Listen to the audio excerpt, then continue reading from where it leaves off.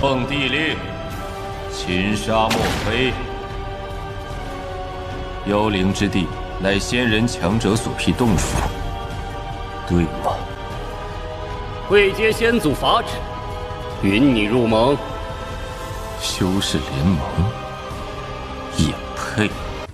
Episode sebelumnya, di mana Wang Lin telah berhasil melepaskan diri dari pengejaran Tajia berkat bantuan Beluo, dan sejak itu juga diangkat sebagai utusan sang leluhur negara iblis langit.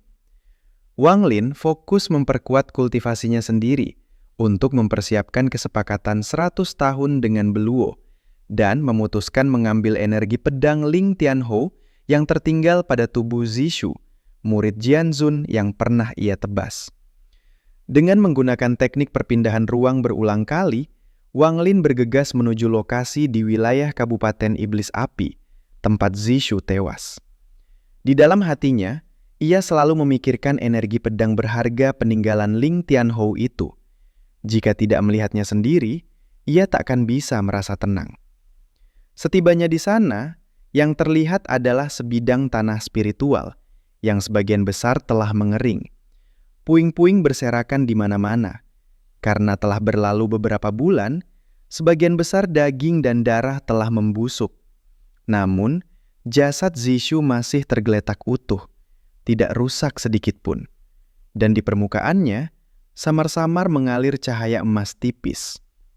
Di sekitar mayat itu berserakan bangkai burung dan binatang. Seolah-olah mereka mencoba mendekat, namun langsung direnggut nyawanya oleh kekuatan misterius. Hari itu, dari kejauhan di langit terbang sebuah cahaya biru. Seorang pria paruh baya berjubah tao menyapu area di bawah dengan indera ilahinya dan menemukan jasad Zishu. Wajahnya langsung berseri kegirangan, lalu ia mendarat sekitar 10 zang dari mayat tersebut. Pria ini menguasai teknik yang berkaitan dengan pengendalian burung dan binatang.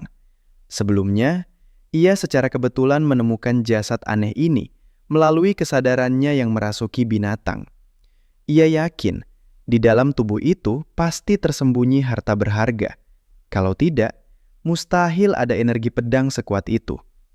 Tanpa ragu, ia melepaskan segerombolan kumbang hitam berjubah yang terbang menuju jasad tersebut. Namun, baru saja kumbang-kumbang itu memasuki wilayah terlarang, cahaya emas dari tubuh mayat itu tiba-tiba menyala, dan seluruh serangga mati seketika. Pria itu terkejut, namun justru semakin yakin bahwa di dalamnya terdapat harta karun. Saat ia hendak mengerahkan teknik lain, tiba-tiba terdengar dengusan dingin dari belakangnya. Pria itu terkejut setengah mati, segera berbalik dan melepaskan awan serangga hitam ke arah belakang, sementara dirinya mundur beberapa langkah. Ketika ia menatap lebih jelas, ia melihat seorang pria berjubah hitam berdiri di sana. Orang berjubah itu adalah Wang Lin.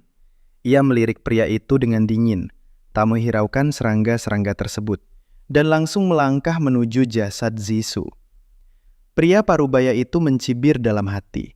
Ia yakin bahwa begitu Wang Lin masuk ke wilayah larangan, ia pasti akan dibunuh oleh cahaya emas. Saat itu, baik harta maupun jubah akan menjadi miliknya.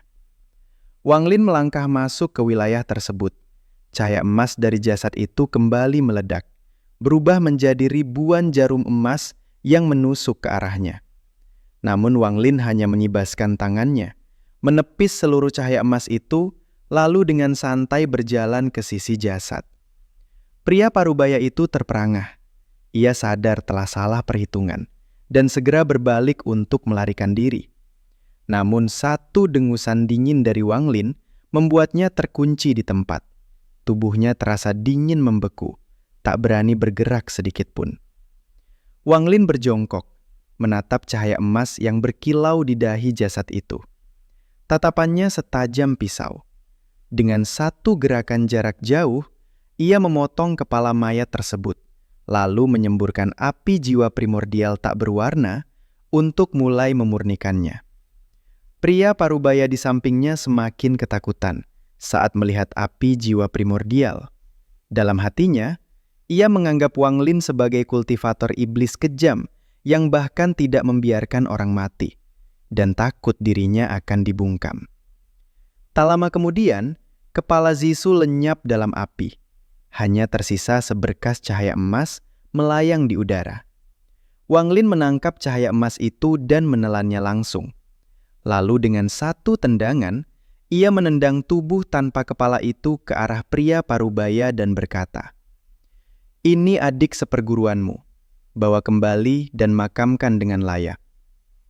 Pria itu seperti mendapat pengampunan besar, berulang kali mengucap terima kasih, lalu pergi tergesa-gesa sambil memeluk jasad tersebut.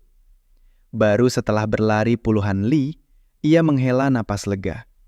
Dengan penuh kebencian, ia melemparkan jasad itu, melepaskan kawanan serangga untuk melahapnya hingga tak bersisa, sambil diam-diam mengejek Wang Lin yang benar-benar mempercayai kebohongannya. Ia tidak tahu jika saat itu Wang Lin benar-benar percaya bahwa ia adalah kakak seperguruan Zisu. Ia sudah mati di tempat.